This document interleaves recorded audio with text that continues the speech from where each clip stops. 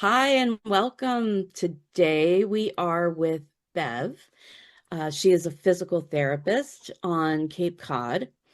And as someone who lives in the area, she's had an opportunity to get to know many people who are members of the community of Jesus in Orleans. And we're going to talk to her today about what it's like to live in the area and work with people from the community.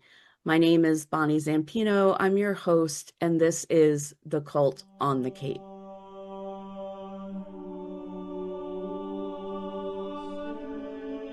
Hey, Bev, Hi there. how are you? I'm good, thanks. I'm so glad that you are with us today because I think a lot of people can't really wrap their heads around what it would be like living inside of a high control religious group, which is the politically correct name for a cult. Um, but I imagine that they picture themselves on the outside living close by and wonder what that would be like. And we're so grateful that you have some of that experience to share. So I'm just curious, how long have you lived on Cape Cod? I've been here for 25 years. I grew up as a kid summering here and then moved out to California. And then I've been back for 25 years. Came back to raise my son on the Cape because my parents are nearby. Oh, that's amazing. Quite a difference from California. Very. Um, so growing up summering on the Cape, and you were you in the Brewster area near Orleans? When we were kids, early on, we camped on Cape Cod between Brewster and Orleans and sometimes Wellfleet. And then Okay. when I was 13, my parents built a house in Brewster, and that's been their house ever since, and where we would come back to summer. So do you have any memories as a child or a teenager? Do you remember hearing or seeing anything about the community of Jesus? I don't, as a kid, I don't remember hearing or knowing about Community of Jesus until I moved back, which was in 2002. So when you moved back, what what were you first hearing and noticing about the community? The first thing how I learned about the community is that as a physical therapist, I treated somebody at the community who was a physician who liked me as a physical therapist enough to start referring patients to me who were community members. And so that was how I began to know a lot of community members because they became patients. Wow. So like even before like noticing the tower and all of that, like you were getting like really up close and personal with people who lived inside. Yeah, as a physical therapist, one of our jobs, what we need to do is to interview our patients to ask them because they have pain or they've had an injury, we need to know what it is they do with their day in order to understand their injury. So we ask them questions about what positions they need to get into, what their job is, what their hobbies are, what their lifestyle's like, how long they do these certain things in an effort to know how to help them recover from injury or pain. Wow. So you were like really getting to know like all about their life. Do you do you remember the first person other than the doctor? You remember the first person that you treated who was a community member? I remember somebody who was a bell ringer for the bell in the tower. Oh, okay. And that tower is 100 feet high. You can And see it from Brewster. When I walk my beach, you can't miss it. It's a long way away, but it's a pretty imposing tower. So yeah, everybody sees it. and I imagine that bell is pretty darn heavy. Yes, I don't know how heavy it is, but that was one of the things that I had heard about, that it was heavy and a tough job. So I if I'm thinking properly, obviously the bell would ring for Sunday services. Did they ring the bell at other times? Do you know from your person Yeah, that you? from this person, there were other times where they had to learn and practice, and it was a repetitive motion that was very hard on this person's neck and shoulder. And it was hard for me as a physical therapist to help her get well because couldn't take a rest from it. She felt like she had to continue to do this. Where with most of my patients with injuries, I suggest that, like, you need to take 2 to 3 weeks off. Right. Or we know from other patients who might be injured on another job who aren't in the community, just regular people who come to me, they might be injured on the job and they have workman's comp insurance, and so they're out of work. They're required to be out of work, and if Right. they can't get back to work, they need to not work there anymore and do a new job. So, but anyway, this person I'm thinking of wasn't able to stop. She couldn't take a rest because she had this job she had to do.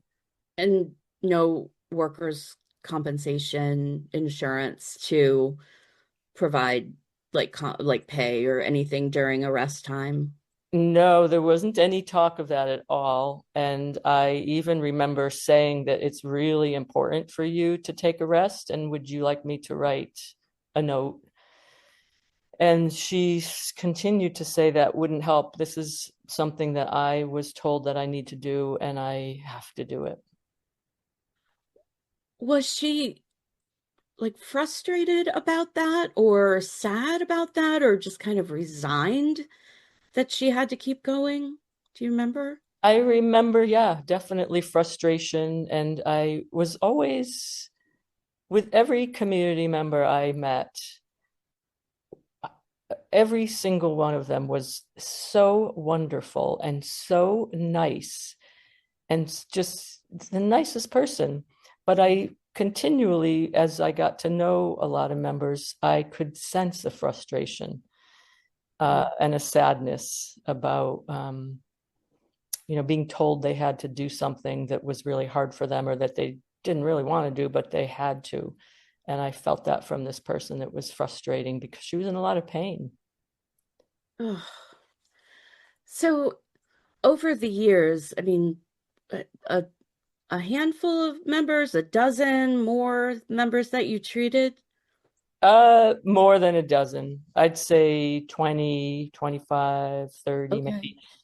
And then uh I probably for 10 years treated them and then all of a sudden didn't get any members anymore.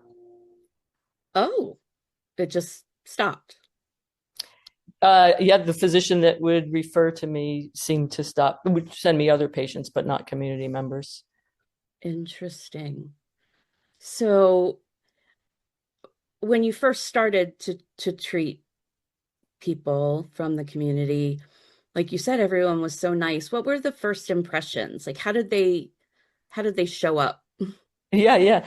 Um, oh God, I remember one, just the nicest guy. This in particular, he was an actor and he was in the band and he'd come in skipping and singing and really joyful and nicest guy. Um, Everybody came in very happy, and I would hear a lot of their stories about somebody was a played the French horn in the band, and somebody else was in the choir, and so I heard a lot about if someone else was doing tiling. And these are all people that are injured there. One of the Mm, brothers was a janitor, and they always came in happy, seemingly proud of what they did. And I was struck by how unbelievably accomplished they were because I would hear the band and the Fourth of July parade and heard about how the chorus traveled worldwide. These were world renowned mhm, um, members. And I remember asking some of them, like, how is it you are all so accomplished? And mhm. they said, uh, God is perfection, and we strive to be godlike. That's no pressure there. Right? And I do remember other members, so a member saying, I was so hoping that I wouldn't be asked to be in the band or told to be in the band.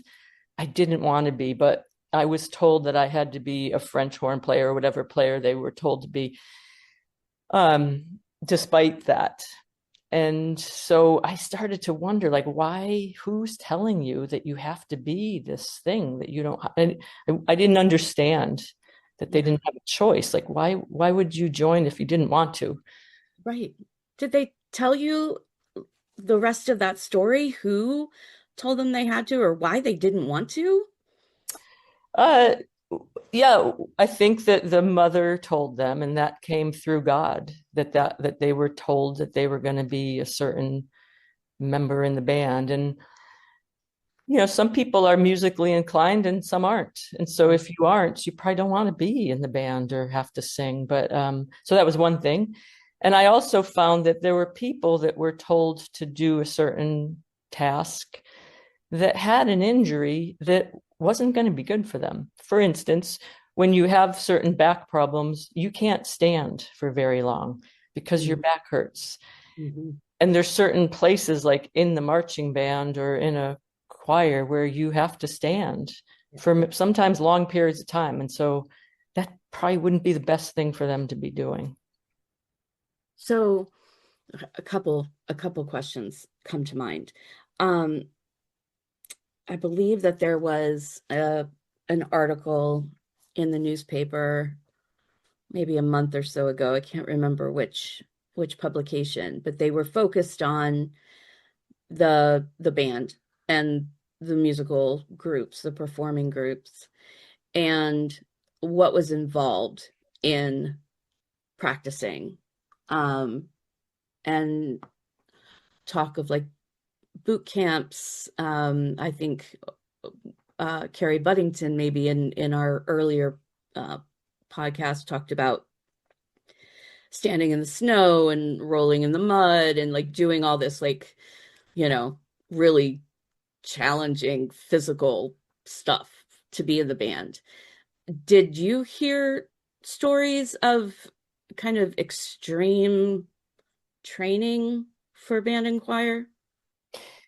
I didn't, I had a few men who were in the band who didn't tell me about that. They were more very proud of what they did, but I do remember the frequency of practices and how long they were and how prevalent they were. So I knew it was a very strict order that they had to uphold. Were they practicing like daily for hours, or do you remember? I think daily and for hours. That was a really big requirement for them. Was there ever a time where, in your professional, well, obviously there was a time in your professional opinion that they needed to stop whatever the activity was that was, exacerbating their injury? Was anyone ever able to like take that advice and stop, or was everyone, did everyone say, I can't? Everyone said I can't. And it made it harder for me to help them recover. What what did you like? How would you even so this person with a shoulder and neck injury who has to ring the bell, who cannot not ring the bell, that's what they have to do. How do you treat them? Were you able to help her get better? I think that things take a lot longer if someone can't stop what they do. We know repetitive strain is something that it's hard to recover if you can't stop. And so it was frustrating for me. Some people were able to reduce their pain or use modalities that would help, like ice or heat after. But I'm not sure all of them did get better. But I think that it was tougher for me because I'm not used to having patients who can't rest. In my 40 years of my career, I'm not used to someone saying, no, I can't rest. It's just um I mean, I get it, having lived there, but it's just so hard to hear that. Yeah. Um, so you said, everyone who came in, they were joyful and upbeat, and did they So when I was there, everyone knew who we were because we dressed really weird. Huh? Is that still the case? Could you tell who a community person was? Just I could tell the sisters and the brothers sure. because they dressed a certain way. The other people were more dressing normally. I couldn't tell they were members, except for the ring that they all wore. But their Yeah. clothes, I couldn't tell that they were anyone different than anyone that would be walking around. So as you spent, because it takes longer if the person can't rest and recover, so you're spending longer with individuals from the community. Did anybody ever open up about um, their life and satisfaction or lack thereof with it? I don't think any of the members ever talked about being dissatisfied there, except a sadness with this injury is really hard, and I wish I didn't have to be tiling and doing the mosaics because my back hurts, etc. But not really members who would say I'm not happy there. I have had a couple defectors who told me their stories about having lived there. Um, Oh, can you share? So people who left the community and then came to see you, um, can you can you share any of those stories?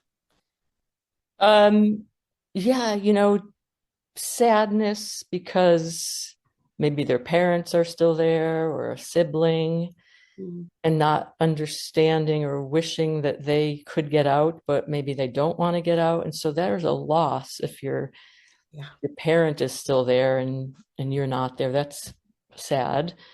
But yeah. then I heard some stories about, especially when they were teens, how tough they were on these teens when they were teenagers.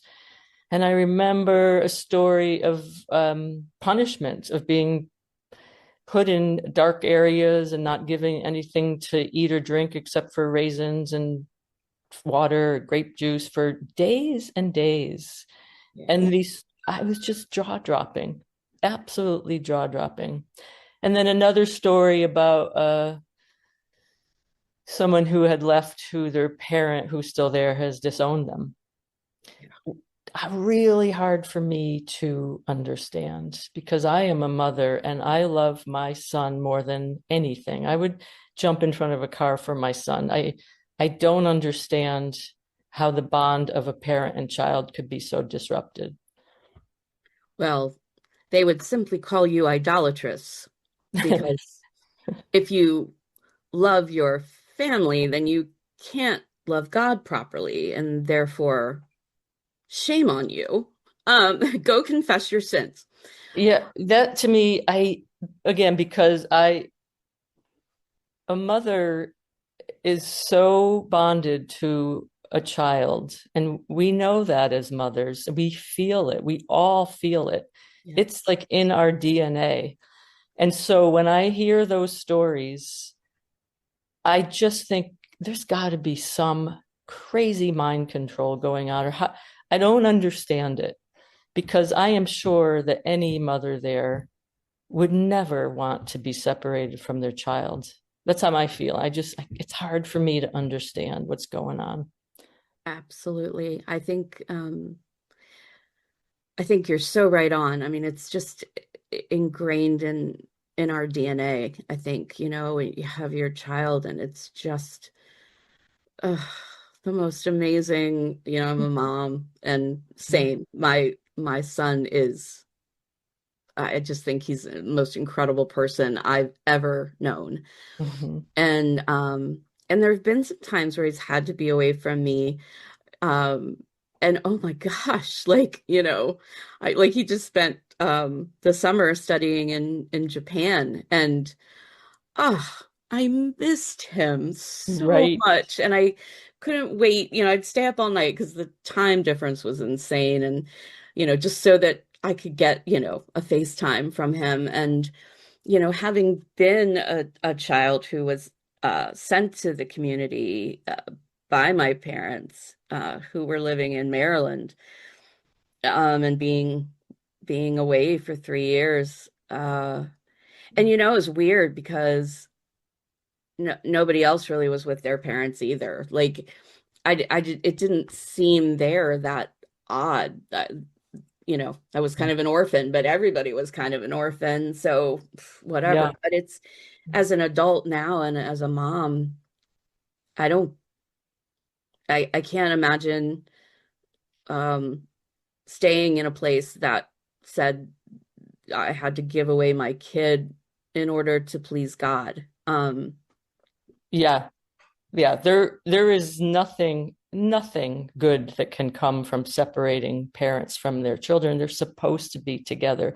And of Yeah. all the things that I have heard about the community, that is the one that rips my heart to pieces for anyone there who has had that happen. That is Yeah. just so not right. So the people who had left and were telling you their stories, did they talk about um not living with their parents as children, or were they more talking about like the grape fasts and what was happening to them now, leaving the community? Um, well, all of them who've left are glad to have been left, Yeah. but I think there's the sadness of what they went through. Yeah. And then again, losing the parents and the siblings on a day-to-day Yes. basis. Um, Did did any of them um talk about whether it was difficult to acclimate to life outside, to have money and resources? Did anyone touch on that at all? I didn't ask about that. The ones that I did talk to are married and happy and have moved on. But I don't know. That's an interesting question about what happened right after they left or how they got to move on and find their next life. So I don't know that. Yeah. Any other like stories come to mind of anything that kind of just like really stood out to you as like, oh, Yeah. One great one and one funny one. okay. A great one was I mentioned that every community member I met was so wonderful.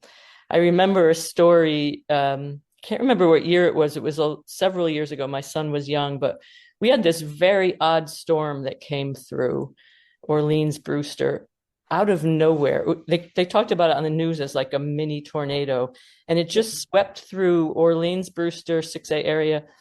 um, Kids were on school buses and they were stranded because the lot of lines had gone down and telephone Oh, wires and trees, and parents couldn't get to their children. And I was driving my son home from school and we got caught. We couldn't get home. It was a crazy storm. oh gosh. Right. So my mother had been out at her book club with her friends and they had all left. And my mother told me the story where three of her good girlfriends after the book club decided to go down to Rock Harbor and just stay in the car and sit and watch the waves and talk. And then that storm hit. It came so fast and furiously. And what happened was these women down by the beach at Rock Harbor couldn't get out because a huge tree had fallen down over Rock Harbor Road. Electrical lines were down. Everyone had lost power. And so they decided to go over to the Community of Jesus to see if they could call their husbands and let them know that they were safe and what had happened. And the Community of Jesus had generators, and so they had electricity and it was warm inside. And they invited these women in, and they ended up spending the night there because they couldn't get home. And they told my mom, like, they were so wonderful. They gave us their flannel pajamas, they gave up their beds for us, they Oh, fed wow. us this beautiful dinner, tea the next morning. And so it was just a really wonderful story about the generosity and the graciousness that the community had for these women. It was a really Yeah. great story. So that's one Amazing. story, a big story that I remember hearing. The other funny story I remember is that when I was a PT and had moved here, I treated a brother from the community, and we ended up really enjoying each other's company as people as we were getting to know each other. You really get to know your patients well because of we spent a lot of time with each other in our Yeah. session a few times a week. Anyway, it was just funny. I was 42 and I was a single mom and had been really busy starting up a practice, loving being a parent. And I remember being really attracted to this wonderful man. I was like, what a great guy. Yeah. What a great guy. And I remember, and he was a brother. I'm like, oh, yeah, right. Of Here I am, course. moved to Cape Cod, and I'm going to fall in love with a celibate man who will never be. I just leave it to me. But I remember thinking, like, wow, this is a really vibrant, smart, athletic, wonderful person. Yeah. And for me, I was like, what a shame for him to not, unless he really wanted to be celibate, but you're told there that you have to be a brother. And Right. I feel like it's human nature to want to bond. And I Yeah. always wondered about that person and that just that practice of having to be celibate is kind of an unusual thing. So that was just sort of a funny story that I remember feeling. I mean, those bring up such like amazing points though, because so the first story of the incredible generosity and um we were talking before we started recording. um so excellence to the glory of God, it was the mantra. Everything that we did had to be excellent. Mhm. um the way we weeded a flower garden or polished silver or arranged flowers or set up a tea or you know uh, everything we did was supposed to be excellent. The music, obviously. Mhm. The homes were pristine, the lawns were pristine, everything was perfection all the time. um we also so we learned how to make things beautiful and be hosts or hostesses. um the Bethany retreat house. You know, everything was gorgeous. I mean, Mhm. the finest, and the tables were set with like these beautiful linens and china and Mhm. like sparkling crystal and Wow. everything, particularly that was outward facing, Mhm. was gorgeous.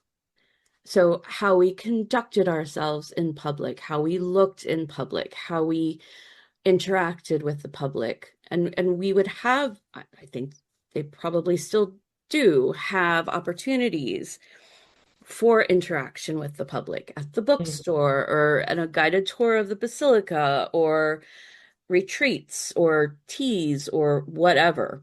Yeah. We learned how to do that beautifully, graciously, happily, because that image needed to be perfection. Mhm. And you could not ever let an outsider know that life was anything other than Mhm. this perfection.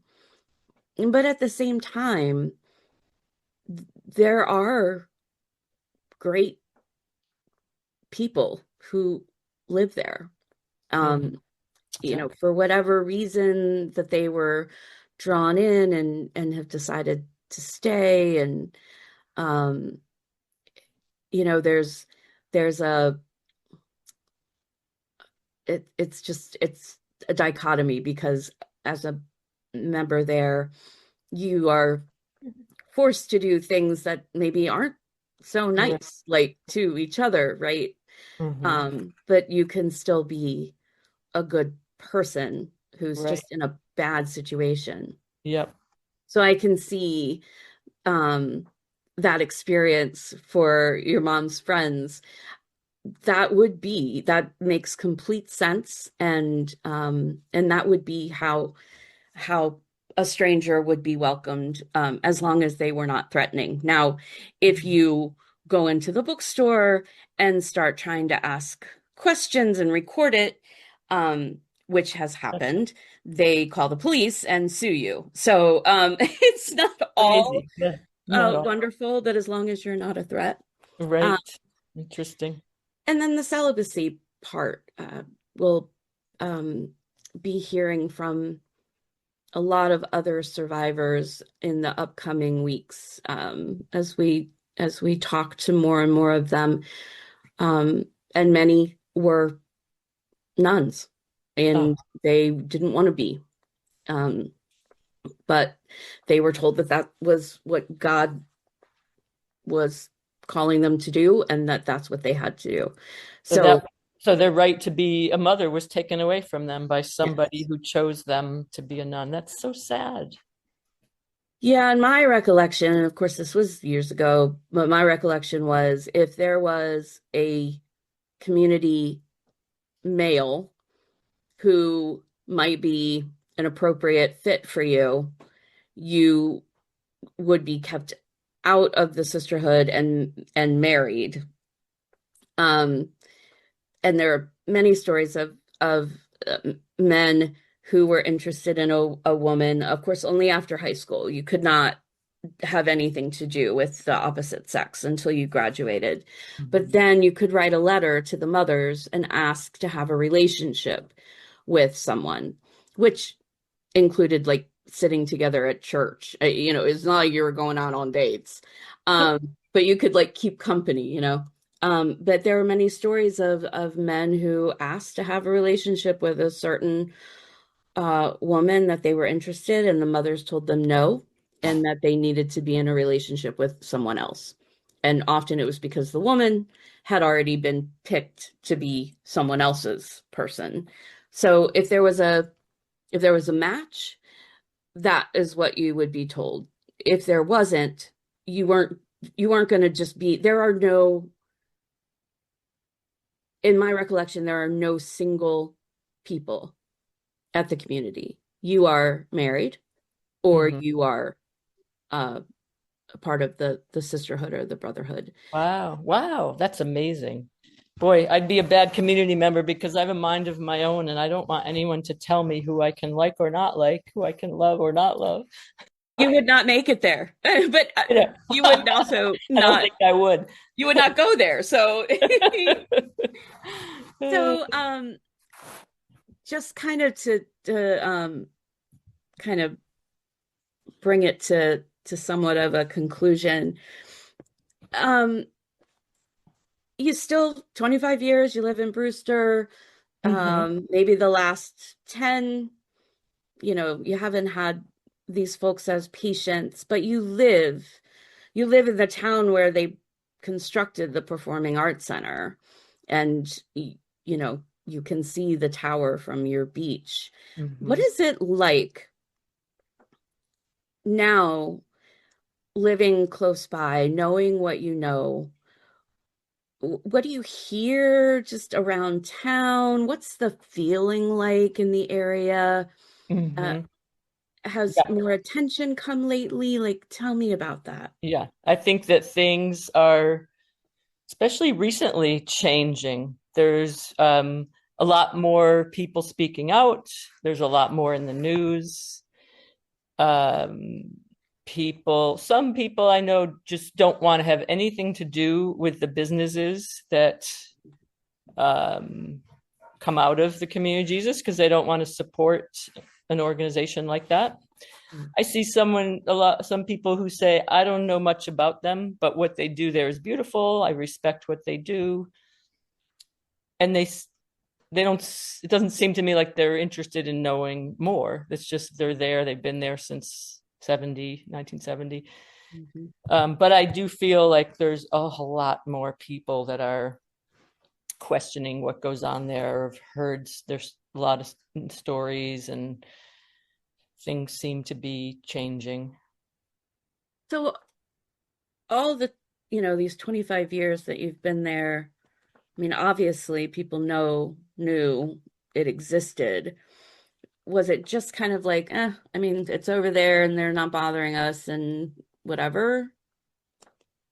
Um, yeah, I think that that's how it was, or how I heard about it when I first moved here.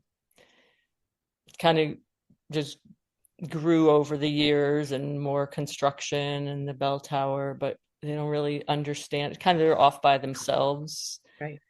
Uh, but I, I hear more people questioning them, want to know what businesses are Hmm. involved, a little more, not just like, oh yeah, they're over there. They want to know more. Okay. Well, um, you're right. The newspapers have been consistently reporting, Yep. which has been um, a good thing, I think. Over the years, there have been a lot of articles that have come out. So, I Mhm. mean, really since the 80s, maybe even before. Yep. But it would be like a one and done. So maybe people saw it, maybe they didn't. It probably like, oh, that sounds not good. But then that would just go away and then it would Right. be quiet for a while. Right. Meanwhile, they're marching in the town, Fourth of July parade and putting on concerts, and isn't this lovely? So, Yeah.